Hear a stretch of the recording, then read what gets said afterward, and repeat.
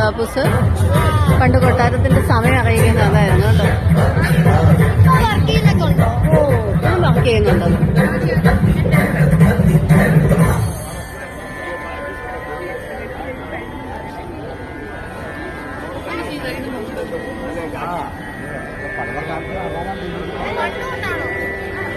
ഭയങ്കര വീഡിയോ പിടുത്തമൊക്കെയാണ്.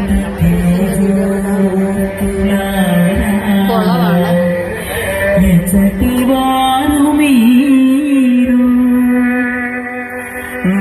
నారచీరలలో రాజర్షుల వలె తోచుతున్న